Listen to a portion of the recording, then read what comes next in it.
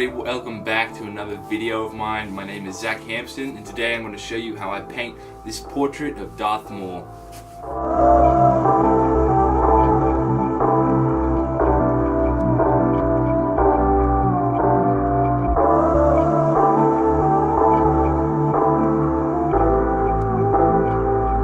So as you would have seen yesterday, I uploaded the sped up version of this video. So that video's up right now if you want to just go to that one and you don't want to sit through 2.5 hours of just information.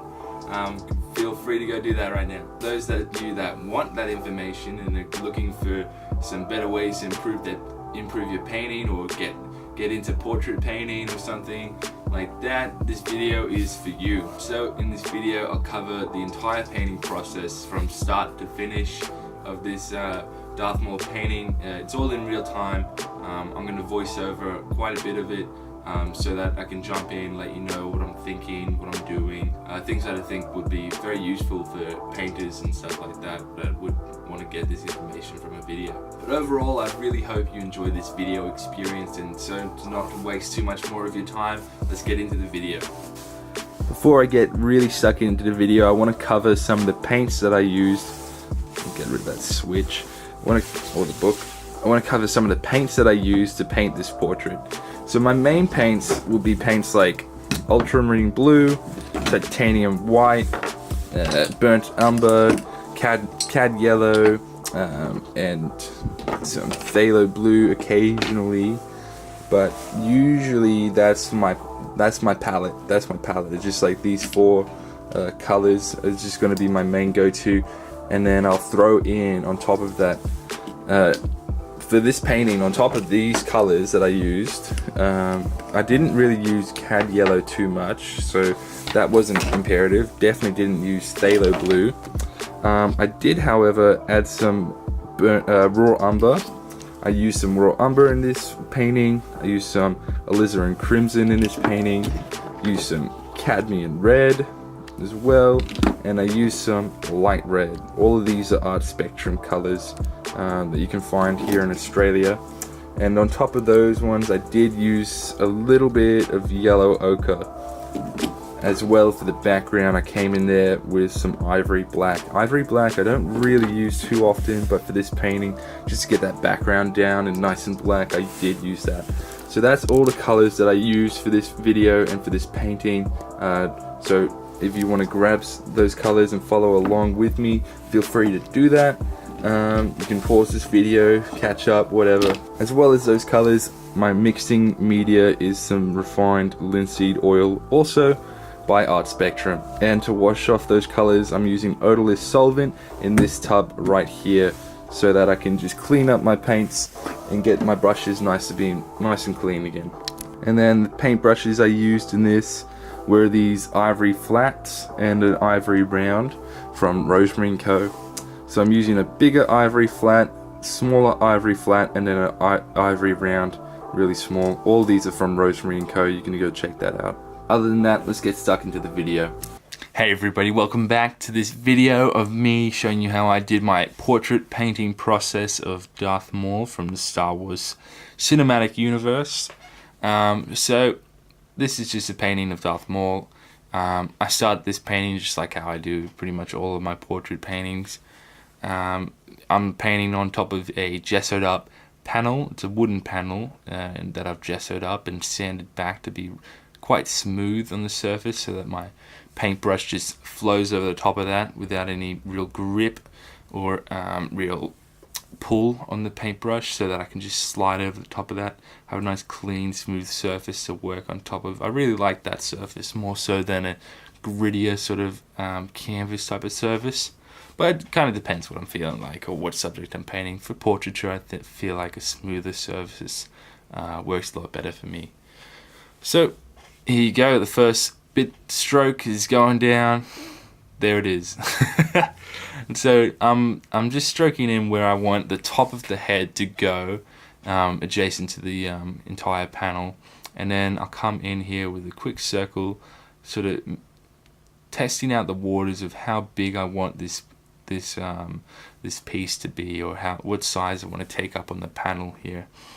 And so I'm pretty happy with this size here. Just not too much, not too little. It's enough to for you to gauge what's happening here and still tell the story that I want to tell with this figure. So you can see I'm just sketching up with some burnt sienna, I'm pretty sure, or burnt umber. I think it's burnt umber. And so I'm just sketching up, working top down really from the top of the head to mapping out where that jaw is, where that chin is. And that really helps me in a way to establish the space and parameters of this whole painting. And so for this whole video, actually, before I go any further, I'm going to try and talk for a majority of it, or at least quite a bit of it. I don't know if I can talk for 2.5 hours straight, but or 2 hours and 40 minutes straight, whatever it is.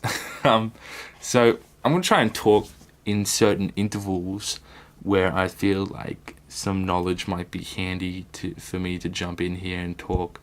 Other than that, just watching, I feel like I gain a lot from watching people just paint real time. So I feel as though, you don't necessarily need somebody talking over the top of the entire video to gain any real sense of information, especially when it's not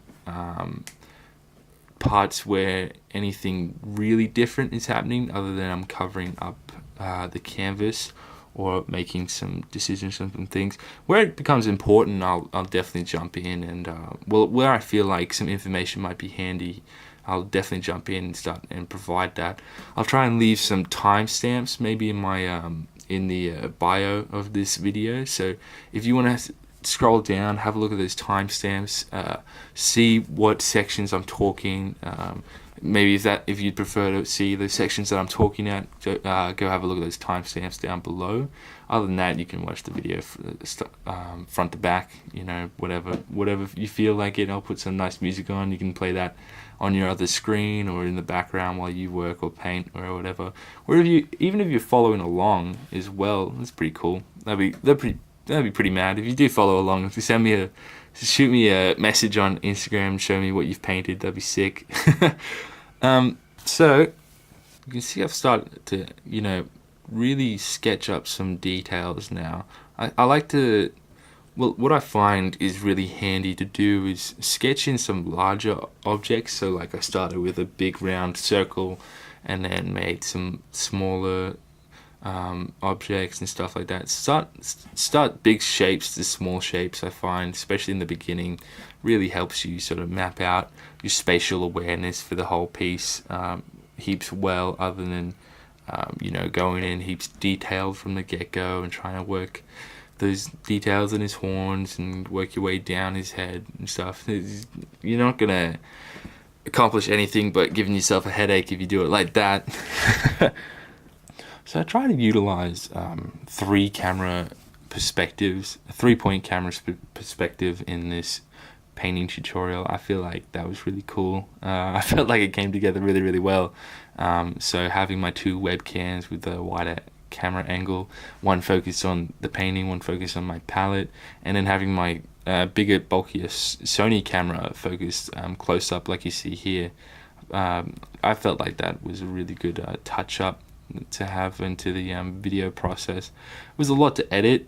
Of course, it took forever to edit. That was the longest part of this whole thing. I feel like that painting was shorter than what it was to edit this video, and probably even shorter to edit that than it is to voice over this as well.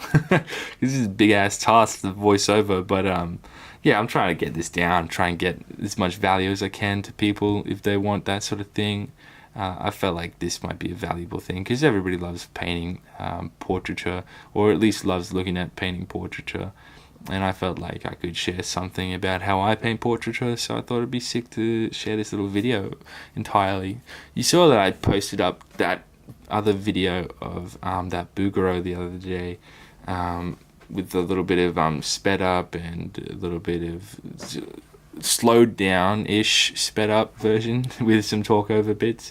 I felt like that translated pretty well, but I personally, I feel like time-lapse or sped up things really takes away from the sense of time that goes into painting, and can really be quite discouraging when you go to paint yourself, especially for beginners. I find is you know that the painting takes longer than what it is sped up, but you don't really understand how long it takes. And so when you go to paint, you've got this preconceived notion that it's not going to take that long, but really a painting takes quite a bit of time. Granted, this painting all in all took about 2 hours and 40 minutes really of just real painting to complete, but that was over a period of 2 days really, because after this first part I have to let the painting sit overnight so it can just become a bit dry to the touch, so I can rework it for the second painting phase. So I feel like real-time painting is really beneficial for beginners to see, especially people that have never been to a school or anything like that. Seeing people paint in front of them, you can definitely get an idea in your head that paintings come together really quickly, when in fact they don't, and when in fact you shouldn't get too angry at yourself when they don't. So yeah, I felt like putting up real-time painting processes would be very helpful for people to come in and watch and learn something from, other than just some sped up painting process type of stuff. But yeah, let me know what you think down in the comments below. If you have the same agreements, if you learn best from watching somebody paint real time, if you prefer to watch it sped up, either or, I'd like to hear back from your feedback. That'd be really cool to read, and maybe I can. So this painting, I did provide both. Yesterday I put up the sped up version of this painting, and today I'm putting up this painting, the real-time painting process with my voiceover on it. It's going to take forever. It took forever to render out the whole video because it was 2 hours and 40 minutes. But definitely worth it in the end, I feel. As long as somebody gets a lot of value out of it, then it's most certainly worth it. That's for sure.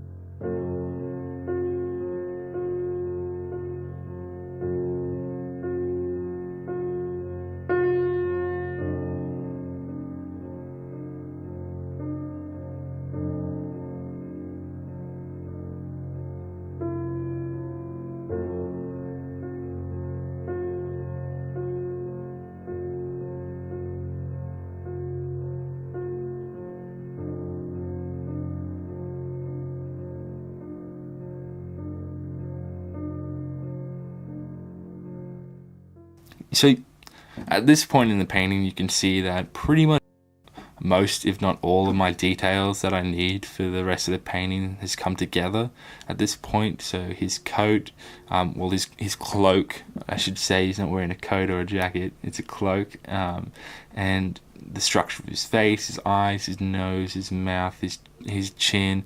I think I want to move that mouth down. I think I do that in a bit. Actually, I do move that mouth down a little bit because I'm not too happy with the way it's sitting. But you just generally want a real sense of where your shadows might be going, which is what I do. Where you see, like, I've brushed in some of that light scumbling of the burnt umber there, or burnt sienna, burnt umber. I think it's burnt umber. Just say burnt umber on top of that. So a bit of scumbling there. Yeah, I'm fixing up that mouth now. So you just want the details enough so that you can work from that, build upon it. Just build. You think about it.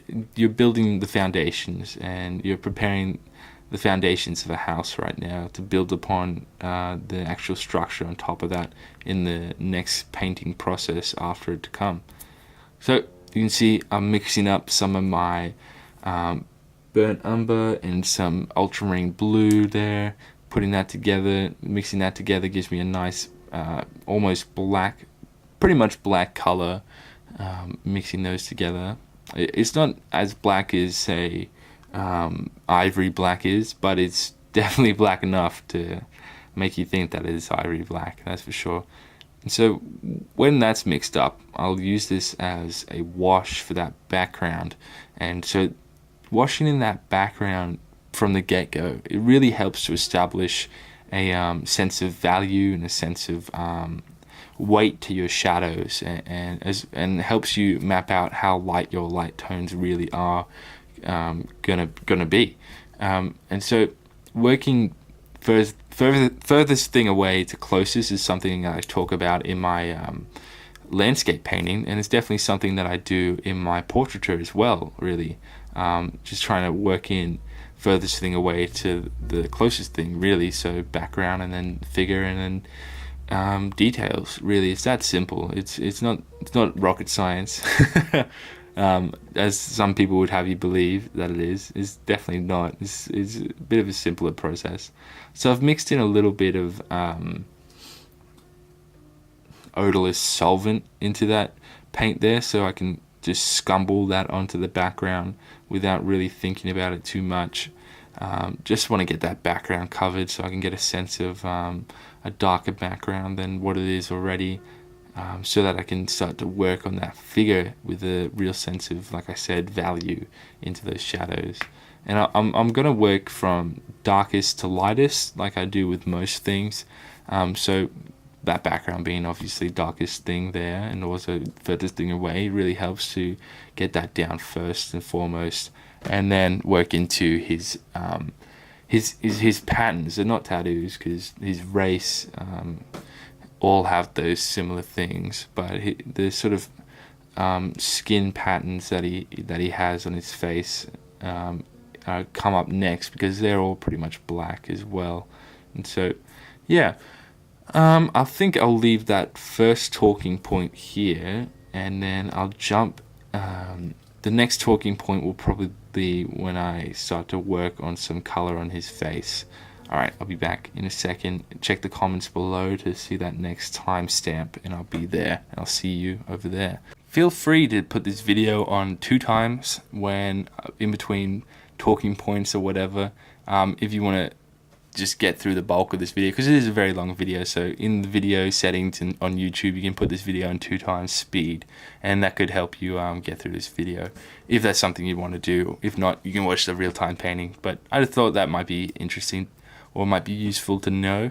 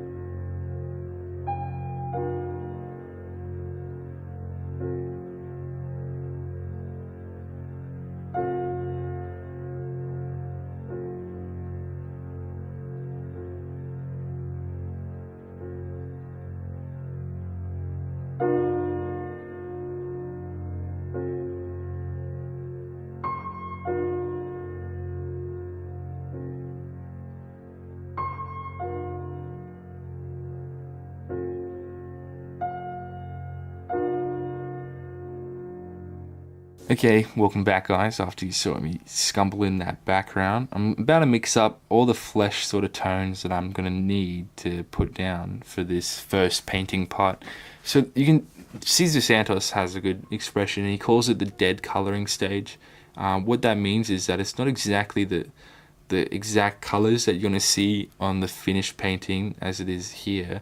Here you can more so focus on the abbreviated, dulled down sort of colors that you need for the figure here, and what that does is helps you set up a layer that you can build upon in the coming layers, because I work layer upon layer, and putting down some dead colors first off really helps me build upon that in the next layer after this.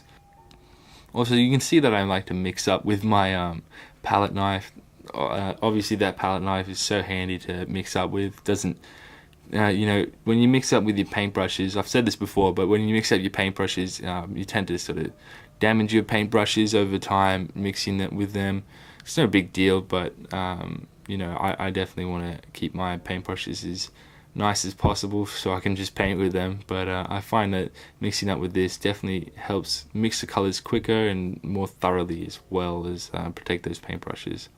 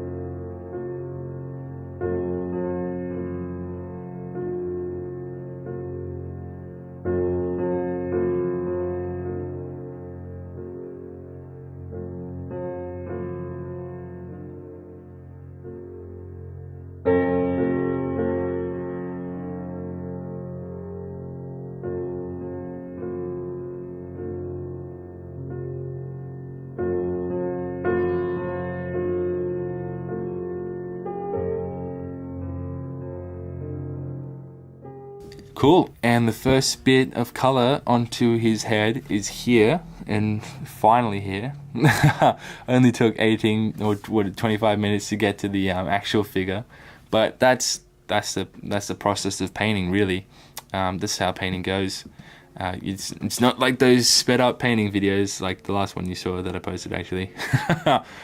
So I'm gonna work on his horns first off. I don't know why. I just wanted to get them down first. I've never really painted horns for anything, really, I don't think. So it was a bit of a interesting thing to paint for me. So I just wanted to paint those down first and foremost, because they do kind of sit on top of everything.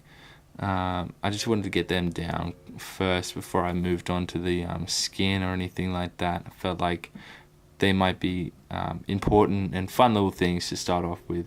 And you always want to keep the painting process fun for yourself, because it is fun, it is enjoyable, and that's what the whole painting process is supposed to be about, is that it's fun and enjoyable, not just some demanding tasks that you do and throw yourself into. You never want to think about your painting like that, although it can get like that from time to time, but only if you let it. I promise. So yeah, I'm just getting down those horns right now. I'm gonna move into that face in a bit. While I'm putting down these horns, I'd like to talk a little bit about my a bit more about how I've positioned him and what my thoughts are about modeling him this way. I really want the viewer to get a sense of he's staring down into you. He's staring at you.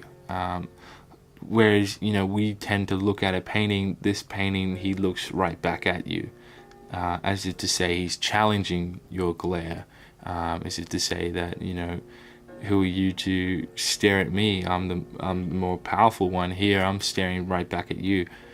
He's staring down at you is kind of the sense that I want to capture in this whole painting process, and I feel like I do at the end there. I do sort of capture that, and it is kind of a frightful view to have him staring right at the back of my skull while he's hanging on the wall behind me, but it is really cool. I feel like I captured that really, really well, and that's something you might want to think about while you're painting a subject or something like that, is narrative, really, because all paintings are narratives.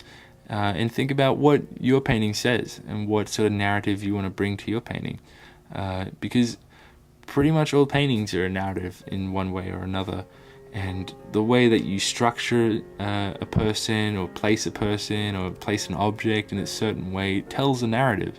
And so you really want to take your time to think about what it is you want to say with this painting, what it is you want your figure to say, what it is you want your subject to say, and think about how you can do that by just basic things, by where you're putting him on the canvas, where you're putting him, how you're modeling him, what you're making him do, what you're making your object do, what section of a plein air piece you're capturing.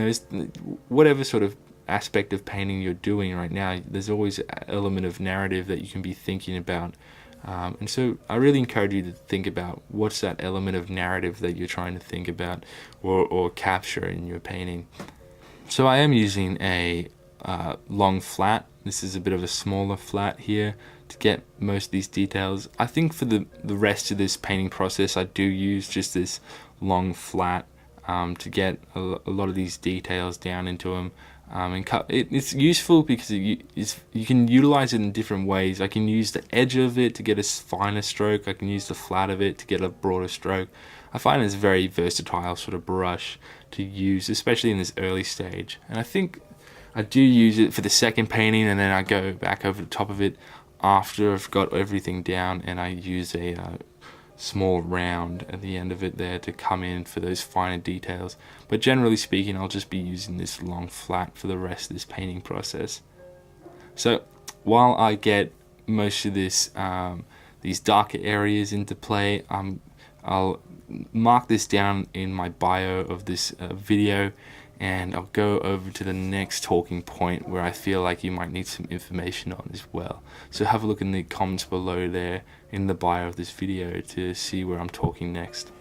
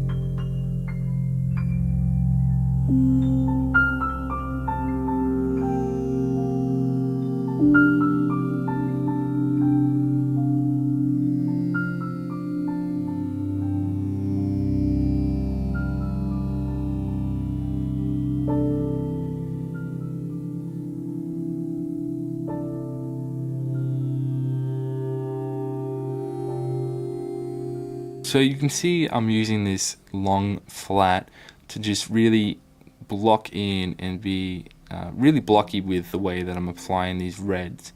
So you can see I'm also working darker to the lighter tones here, again starting with the darker red tones and then gonna go work into those lighter red tones later on. But yeah, I'm using that blocky feel and the shape of the brush to my advantage here, so that I can get the most amount of coverage and versatility out of this brush, and to really help me speed up this painting process as possible is something that I find really useful.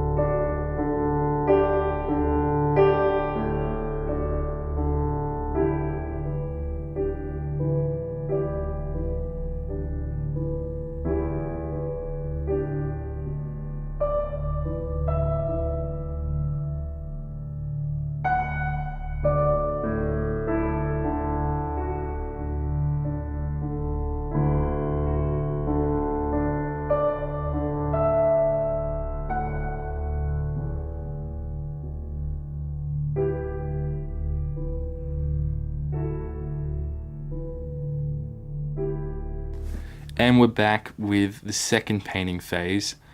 You saw that I started to paint it and I forgot to actually wet up my canvas, wet up my panel with some linseed oil. I like to do that. You can immediately see that the colors become more vibrant. So wetting up your painting with some linseed oil brings some life back into your painting.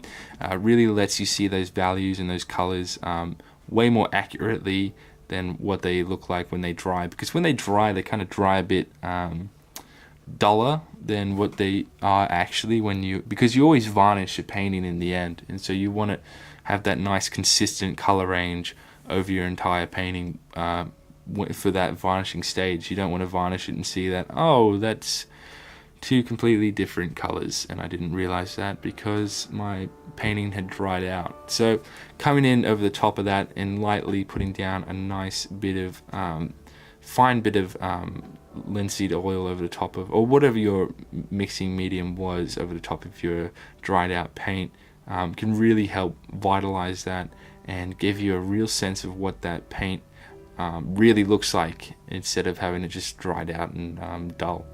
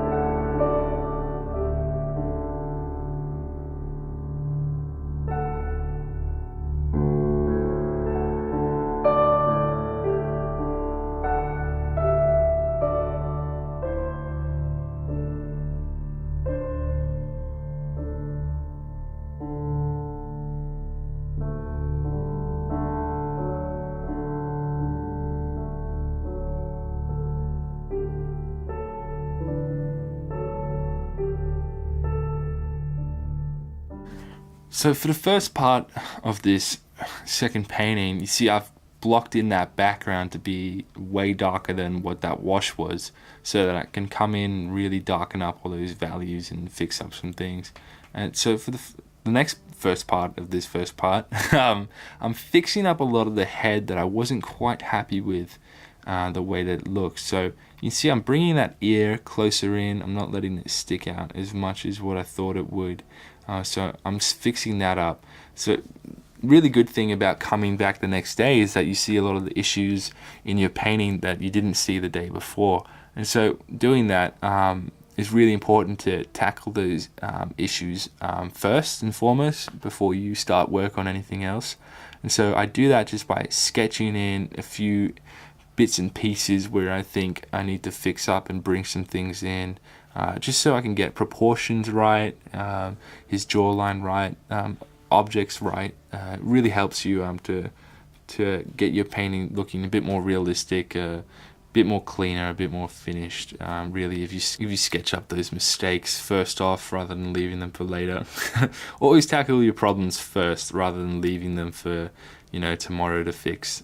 You always want to get those problems out of the way so you can focus on the whole painting process in general. The rest of this first part, I just go back in and I darken up those darker sections to where I think I want them to be.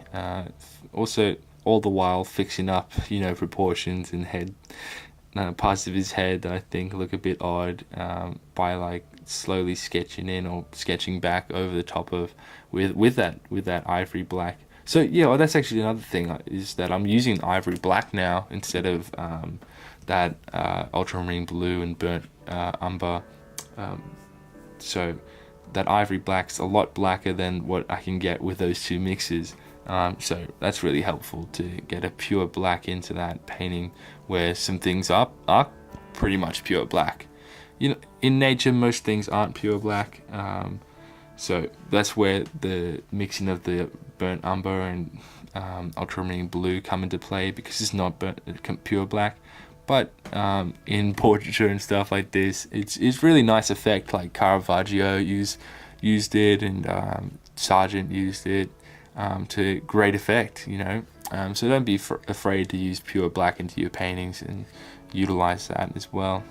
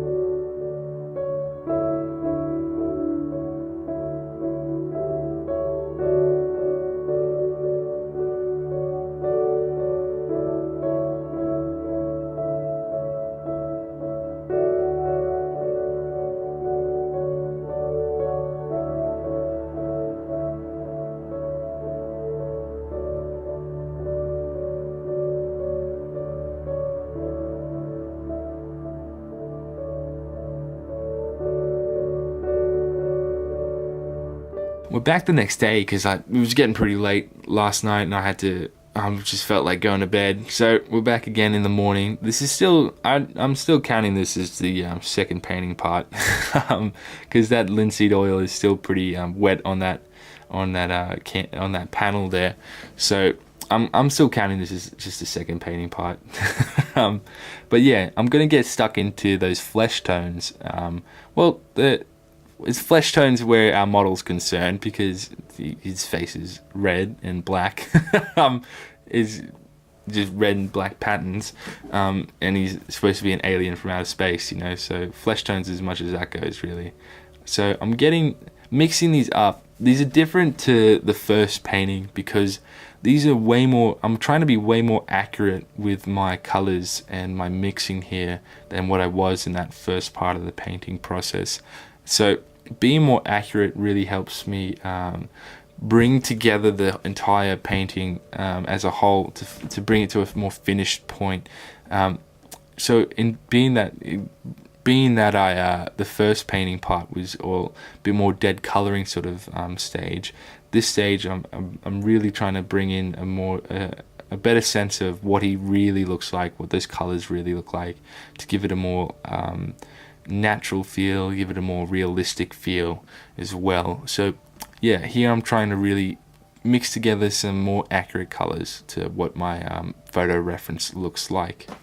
So the rest of this painting process is really quite much the same, so I don't necessarily feel like I need to talk over the top of it. It kind of just paints itself from this point on, really. You know, pardon the pun. But yeah, that's really what's happening for the rest of this painting, is that it's going to start to come together by itself, really. And you don't really need any greater explanation from me than to just watch me paint it, really. So feel free to like speed it up from 2 times from here, or just sit back and listen and watch me just paint away here. So the rest of the painting just involves me slowly and methodically bridging that gap between those bigger harsher tones with some of those mid-tones. And so some of those mid-tones is really what's going to fill in some of those gaps for the viewer's imagination, to really bring forth the realism that this is a figure in space and he is being affected by light and shadow. And so bridging that gap with halftones, like I am here with some of those lighter pinks or some of those darker reds as well, is a good way to bridge that gap and bring forth a lot of realism into your painting. So the rest of the painting process is just going to be me focusing on that, and until I'm happy with how it's looking, really. And then I just slowly work and refine again. It's not you know, it's nothing too in-depth, nothing too serious. Like I said, this wasn't a really serious painting from the get-go. So yeah, feel free to just enjoy the rest of this painting without my annoying voice popping in and out every couple of half hours or so.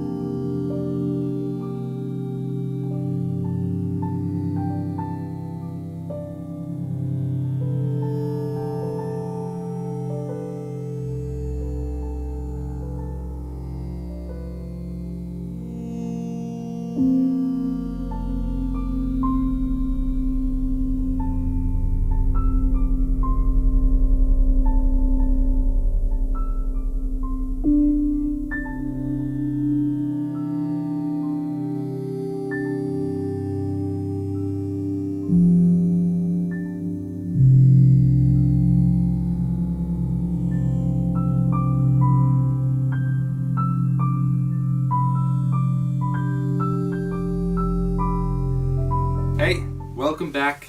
Thank you so much for watching this video. I hope you enjoyed every second of it. If you got lots of information, if you found it heaps helpful, let me know in the comments below. Before you go, please hit the like, hit subscribe to my channel, hit the bell after you've subscribed to this channel so you get all the notifications for every time I upload. Links to all my social media, my website, everything can be found in the info box underneath this video. Other than that, thank you so much guys. I hope you have a great day today, and I'll see you all in the next episode.